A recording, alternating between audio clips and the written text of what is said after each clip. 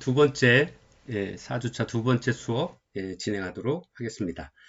자, 이 앞전 시간에 사회복지와 자원봉사의 관계에 대해서 한번 같이 공부를 했었고요.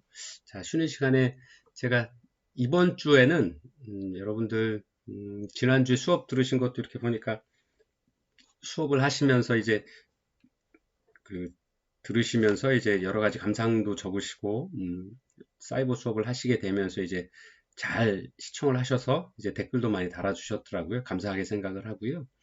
이걸 레포트로 내거나 하면 또 부담이 되실 거고요.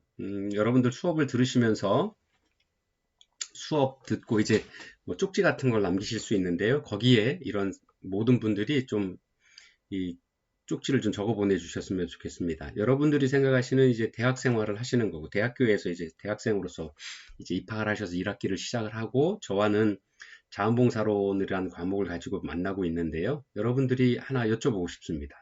대학생이 되셨고, 나이를 떠나서 이제 대학교 오셔 대학생이 되신 거고요.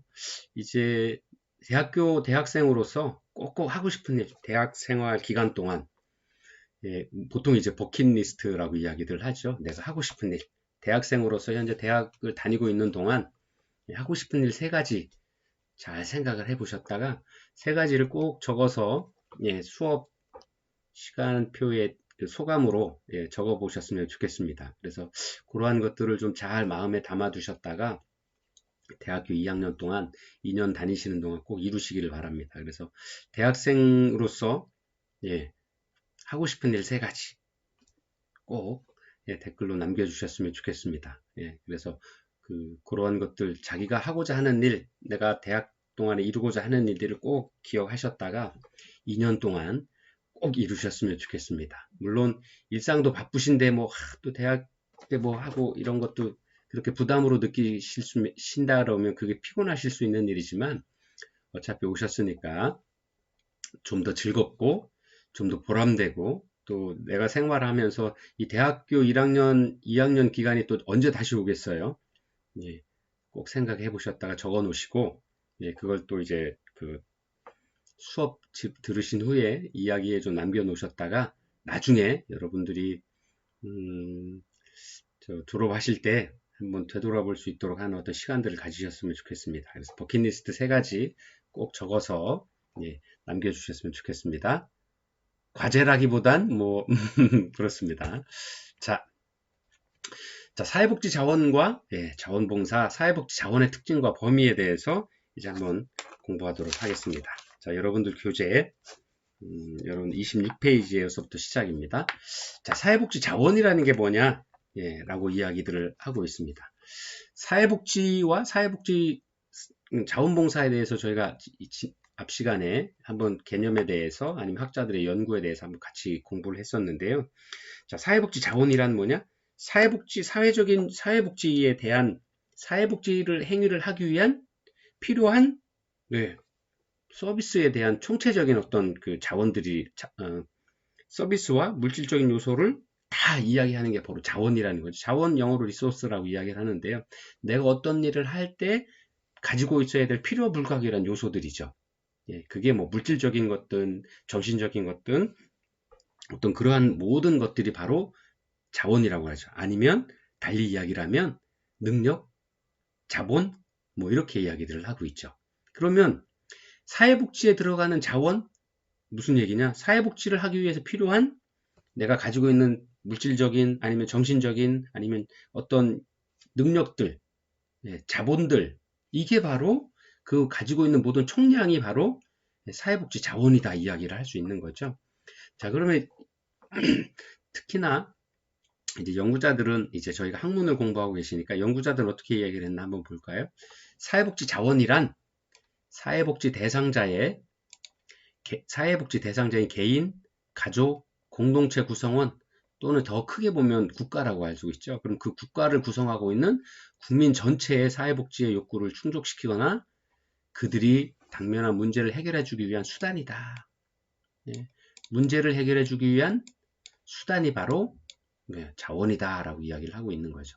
그 다음에 인간의 삶을 정상적으로 영위하는 데 필수적인 물질적인 거, 정신적인 거, 환경적인 거, 사회적인 거, 그러한 또 인적 자원들을 모두 포괄하는 총괄하는 개념이다. 즉 인간의 삶을 정상적으로 영위하는 게 뭐죠? 그게 바로 사회복지죠.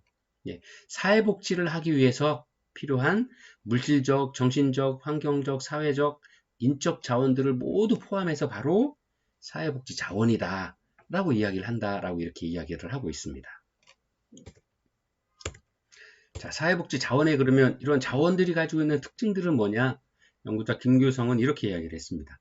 첫 번째, 가치제로서 예, 자원이라는 게 뭐냐라고 생각을 했을 때 뭐 물질적인 자원, 모든 자본들을 국가가 가지고 있는 사회복지를 하기 위해서 행할 수 있는 모든 자원이 사회복지 자원이라고 이야기를 했고, 자, 그러면 그 자원이라는 건 어떤 특징을 가지고 있느냐 한번 생각을 해보면요. 인간에게 효용을 제공할 때 바로 가치를 가질 수 있다. 가치제로서 인간에게 효용을 제공할 때 왜? 사회복지라는 게 뭐냐? 복지라는 게 뭐냐? 그 대상이 인간이라는 거죠. 그 인간이 사용을 했을 때, 아, 이거 굉장히 나한테 도움이 돼. 효과적이야. 라고 이야기를 할 수 있을 때, 그러한 효용성을 발휘할 수 있을 때 바로 자원으로 의미를 가진다라는 거죠. 예. 그런데 이 사회복지 자원은 제한되어 있어요. 그쵸? 자원은 한정적이죠. 무한히 나올 수 없죠. 만약에 자원이 무한적으로 나올 수 있다라 그러면, 재원이 무한적으로 나올 수 있다라 그러면 누구나 행복한 사회를 만들어줄 수 있겠죠. 예. 이 자원이 한정적이고 그러한 한정된 자원들을 어떻게 효율적으로 효과적으로 배분해서 쓸 거냐, 여기에서 사회복지의 고민들이 생기기 시작을 하는 거죠. 자, 그건 나중에 다시 설명을 좀 드릴 거고요. 자, 사회복지라는 자원이라는 게 뭐냐? 인간의 사회적 욕구를 해결하기 위한 필수적인 요소가 바로 사회복지 자원으로서의 특징을 가진다라는 거죠. 또 사회적인 관계 속에서 자원으로서의 의미를 부여받는다라는 겁니다. 예, 그래서 이러한 특징을 가지고 있는 게 바로 사회복지 자원이다 라고 이야기를 하고 있습니다. 그래서 이러한 그 사회복지 자원의 또 하나의 특징은 뭐냐면 사람들을 돕는 데 써야 돼. 사람의 사회복지를 위해서. 사회복지라는 건 뭐냐? 인간의 행복과 건강한 삶을 영위하기 위해 필요한 건데, 그러한 것들을 하기 위해서 사용되어질 때 바로 특징을 갖는다. 사회복지 자원으로서의 특징을 갖는다. 이렇게 정리하면서 말씀을 드릴 수 있을 것 같습니다. 자, 사회복지 자원의 범위. 그러면 사회복지 자원들 어디까지 다 사회복지 자원으로 이야기할 거냐? 사회가 가지고 있는 모든 자원들, 긍정적인 자원, 부정적인 자원들 모두가 다 사회복지 자원이냐? 라고 하면 그건 또 좀 너무 범위가 넓죠. 그래서 사회복지 자원으로서 이야기할 수 있는 어떤 범위들을 좀 정해보면, 첫 번째, 욕구에 대한 사회적인 승인이 있어야 된다라는 거죠. 무조건 다 사회적인, 부정적인 어떤 것들까지도 사회 자원으로 보는 게 아니라 사회복지에 관한 거기 때문에, 사회복지라는 건 뭐예요? 다시 한번 정리해서 말씀드리면, 인간이 행복하게 사람답게 사는 어떤 그런 사회를 만들기 위해 그런 어떤 욕구를 가지고 있고, 그런 욕구를 충족시키기 위해서 쓰여져야 될 사회복지 자원이라고 하는 건 우리 모두 사회의 구성원들이 승인할 수 있는 거여야 된다. 사회적인 승인을 받아야 된다는 거죠. 자, 욕구라는 게, 개인적인 욕구는 개인이 필요한 어떤 사회적인 부족한 부분들을 채우기 위한 거고, 사회적인 욕구란 그런 개인적인 욕구들이 모여서 그런 사회적인 대비를 하기 위한 것들이 바로 사회적인 욕구다라고 이야기를 했는데, 그러면 그러한 개인적인 욕구, 사회적인 욕구를 충족시켜주기 위한 것들이 바로 사회적인 제도, 우리가 가지고 있는 법과 사회복지에 관한 법률이나 제도, 그 다음에 사회복지에 관한 프로그램들이다. 바로 이러한 것들이 사회적으로 승인된 거죠. 이러한 제도나 법이나 프로그램들은 전문가들이 아니면 국가에서 국가 구성원들, 사회적 구성원들의 동의를 얻어서 만든 거잖아요. 바로 그러한 것들이 바로 사회적인 승인이 되는 거고, 그 사회적 승인을 받은 것이 바로 사회복지 자원으로서 활용이 될 수 있다라고 이야기를 하는 거고요.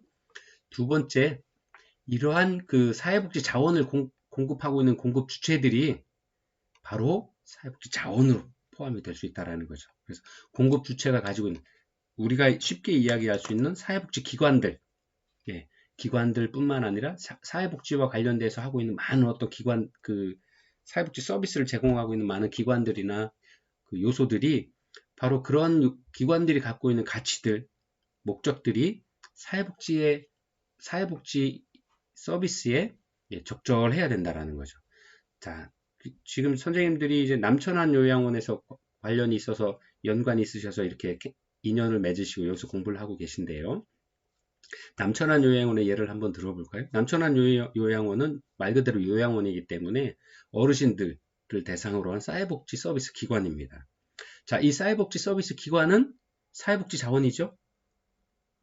그렇죠? 왜? 사람은 생애 주기별로 태어나서 무덤에 갈 때까지, 요람에서 무덤까지 행복하고자 하는 욕구를 가지고 있고, 이 행복해지고 사람답게 살기 위한 이 욕구들이 바로 개인의 사회복지 욕구죠. 그 다음에 이러한 개인의 사회복지의 욕구가 모여서 사회적 욕구를 구성을 하게 되는 거죠. 거기다가 사회적 욕구는 이러한 개인적인 욕구를 충족시켜주기 위한 사회 공동체의 노력들, 또 그렇게 하기 위해서 부족한 부분들을 채우기 위한 총체적인 활동들이 바로 사회적인 욕구다라고 아까 전 시간에 설명을 드렸고요. 이러한 사회적 욕구를 해결하기 위한 많은 방법들, 네, 아이를 위해서는 아이의 행복을 만들어주기 위한 사회복지 기관들이 생길 거고요.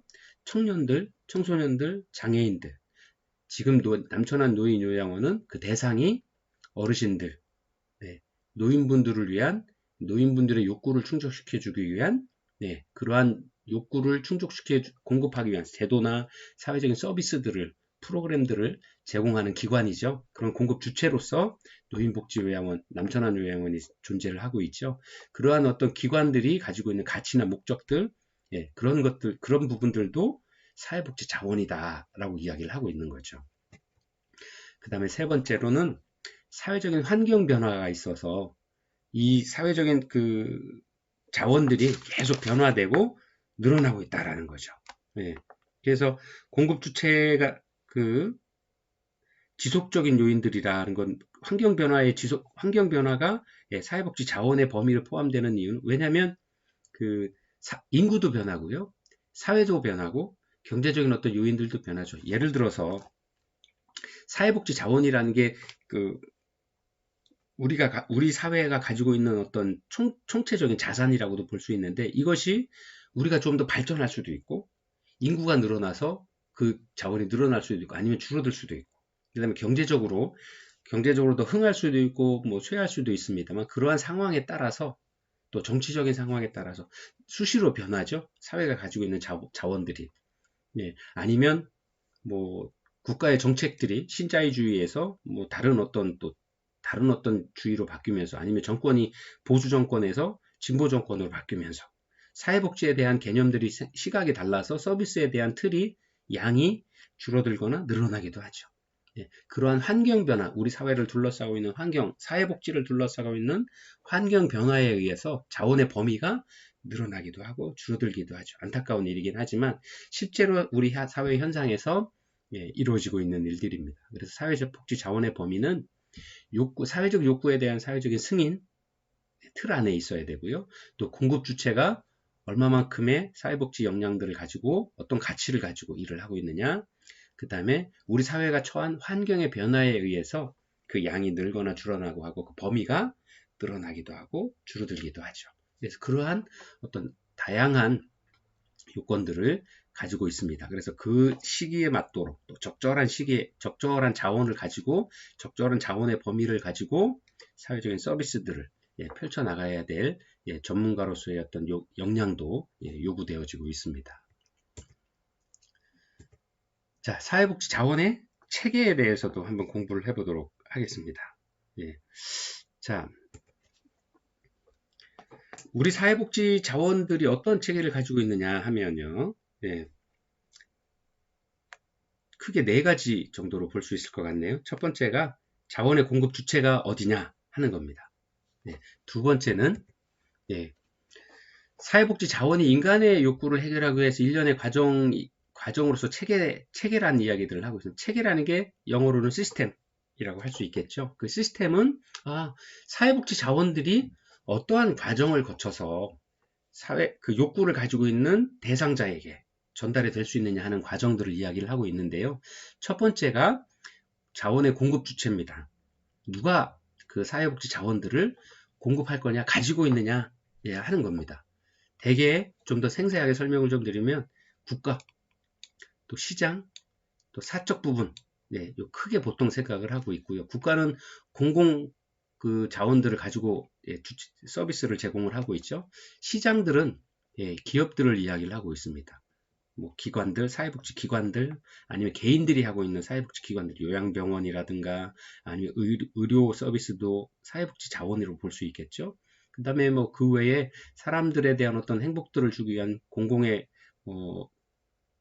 행정 서비스, 그 다음에 사법 서비스를 하기 위한 변호사, 아니면 뭐 이런 많은 부분들까지도 포함을 하고 있는 거죠. 그 다음에 사적 서비스들입니다. 민간기관에서 제공하고 있는. 그 다음에 제3섹터, NGO, NPO 단체들, 뭐 우리 흔히 뭐 비영리 기관이라고 이야기를 할 수 있겠죠. 영리를 목적으로 하진 않지만 사회복지 서비스를 제공하는 기관들이 많이 있죠.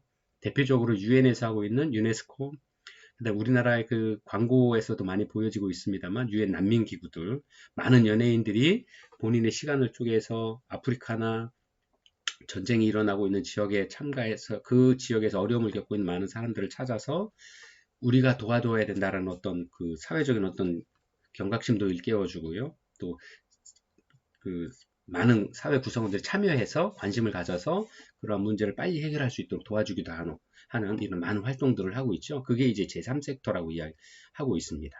그 다음에 가족, 종교단체 등 이러한 많은 기관들이 사회를 구성하고 있는 많은 기관들이 아니면 그 구성원들이 자원을 직접 공급할 수 있는 주체로서 역할들을 하고 있고요.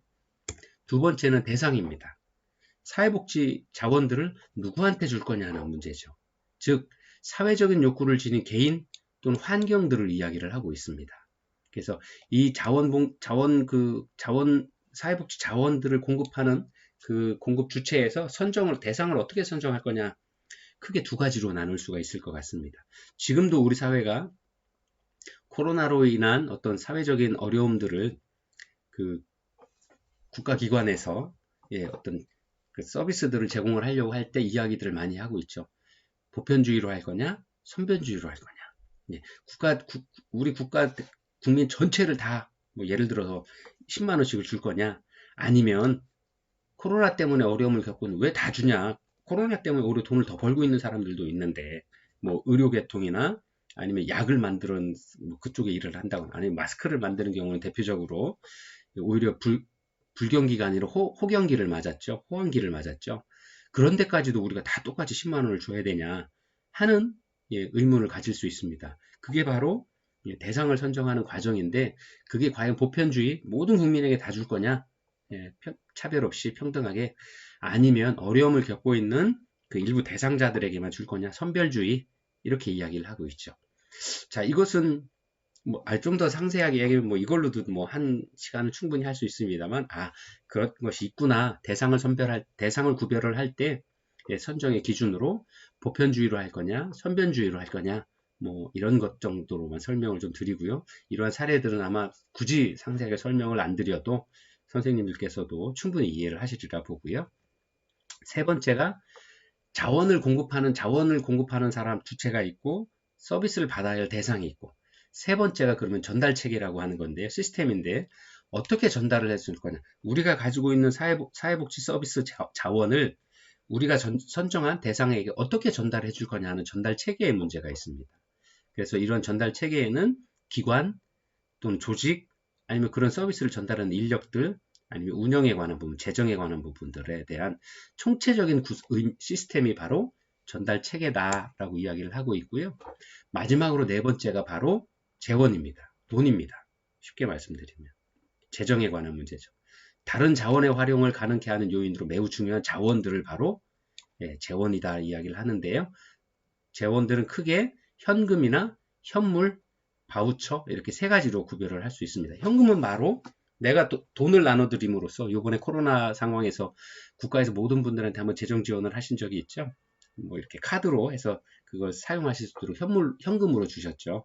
그런 그 개인이 현금을 줌으로써 개인이 필요한 것들을 사서 개인의 욕구를 충족할 수 있도록 하는 방법이 하나가 있고요. 두 번째는 현물입니다. 예, 즉 노인분들한테 요양 서비스를 주는 어떤 그런 서비스, 아니면 돈이 아닌, 현금이 아닌 물품으로 지급을 해드리는 거죠. 예를 들어 요번 같이 코로나 시대에 돈을 주는 방법도 있지만 마스크를 각 개인한테 다 준다라든가 하는 이런 방법들은 바로 현물이 될 수 있는 거죠. 그 다음에 세 번째가 바우처라고 하는 겁니다. 요즘에 이제 그 어떤 사회복지 서비스에서 현금이나 현물을 주니까 꼭 필요하지 않은 경우들도 생길 수 있겠죠. 아니면 지금을 줬는데 지금은 필요했다가 건강해져서 다음에 필요한 경우도 생기는 이런 복잡한 경우들이 생기죠. 그래서 이럴 때 예를 들어서 그 서비스를 이용할 수 있는 이용권입니다. 바우처라고 하는 건 이용권입니다. 이용권. 그래서 제가 지금은 필요가 없지만 곧 필요할 것 같아요. 그래서 그런 그 바우처 이용권을 가지고 계시다가 내가 필요한 시기가 되면 그런 서비스를 제공하는 사회복지기관이나 아니면 어떤 그 공공기관에 가셔서 그 바우처를 제시하시고 나는 지금 이게 필요하니 이거를 이용할 수 있는 권한을 주세요 하는 거죠. 그게 이제 바우처라고 하는 거죠. 그래서 사회복지 자원의 전달 체계는 이렇게 네 가지로 이야기를 합니다. 자원의 공급 주체, 그 다음에 자원의 대상, 그 다음에 전달 체계를 어떻게 할 거냐, 그 다음에 자본은 어디서 충족할 거냐, 어떤 방법으로 충족할 거냐 하는 이런 것이 바로 사회복지 자원의 체계다라고 이렇게 설명을 할 수 있습니다. 자, 이 사회복지 자원의 체계까지도 저희가 같이 공부를 했고요. 자, 그러면 민간사회복지 자원으로서의 자원봉사라고 이야기를 하고 있는데요. 자, 아까 말씀드린 대로 사회복지 자원은 공공에도 있고 민간에도 있을 수 있죠. 그 다음에 제3섹터라고 하는 비영리 민간기관에도 있을 수 있고 여러 가지 다양한 이제 사회를 구성하고 있는 많은 그 민간이든 공공이든 제3섹터든 아니면 뭐 가정이든 이런 모든 것들이 사회복지 자원으로서 사용이 되고 있고요. 그 중에서 우리 크게 나누는 게 공공의 복지, 민간의 사회복지 이렇게 크게 나누고 있습니다. 자, 그러면 이전까지는 이제 저희가 총체적인 어떤 개념에 대해서 한번 봤었고요. 이제 민간의 사회복지라는 것들을 오늘 지금 한 번 더 구별을 해서 한번 공부를 해보도록 하겠습니다. 자, 그래서 민간사회복지라는 게 뭐냐? 그래서 민간사회복지에 대한 정의를 좀 내려보면요. 조직이 정부가 아닌 자발적으로 모인 사람들의 집단에 의해서 구성된다라는 거죠. 민간이란 말 그대로 공공은 어떤 법에 의해서 아니면 시스템에 의해서 사회 구성원 모두가 동의한 어떤 룰에 의해서 만들어지는 거죠. 근데 이제 민간사회복지라는 건 뭐냐? 그러한 조직이 정부가 아니라 아니면 공공기관에서 어떤 법이나 체계에 의해서 만들어진 게 아니라 우리 사회 구성원들끼리 자발적으로 모인 거다라는 거죠. 말 그대로 자원봉사를 하기 위한 사람들이 모인 집단들 이런 것들이 바로 민간기관이다라고 민간사회복지다라고 이야기를 하고 있는 거죠. 또 이런 만들어진 어떤 구성된 조직이 자주적으로 운영되는 거죠. 스스로 어떤 법이나 어떤 규제나 시스템에 의해서 운영되는 게 아니라 자주적으로 스스로의 어떤 룰을 가지고 스스로의 약속을 가지고 운영이 된다라는 거죠. 그래서 구성되어 있는 사람들끼리 조직의 규약이나 정책들을 스스로 만든 겁니다. 누가 사회적인 어떤 동의를 구한 게 아니라 우리 자원봉사를 하는 사람들끼리 아니면 그러한 집단이 만들어져서 이 집단의 구성원들끼리 스스로 규약도 만들고 약속을 만들어서 우리는 앞으로 이런 거에 관심을 갖고 이러이러한 활동들을 합시다라고 규약이나 정책을 스스로 만든 겁니다. 그게 바로 민간사회복지다라고 이야기를 하고 있고요. 조직에서 운영되고 있는 자금 재원들 중에서 적어도 일부는 스스로 모은 돈으로 조달이 돼야 된다는 거죠. 이야기는 뭐냐? 자원봉사를 하면서 우리 자원봉사 기관이 운영되기 위한 어떤 재원들은 우리가 만들어낸다라는 거죠. 그 다음에 마지막으로 네 번째, 우리 민간 자원봉사의 조직은 바로 비영리적이다. 돈을 벌기 위한 조직이 아니라 영리를 취하지 않는 우리가 스스로 우리가 가진 재능들을 활용해서 제공하는 것, 그렇게 하기 위해서 만들어진 바로 조직이나 단체가 바로 민간사회복지단체다. 그 다음에 이러한 단체가 하는 행동들을 바로 민간사회복지다라고 이야기를 하고 있는 겁니다.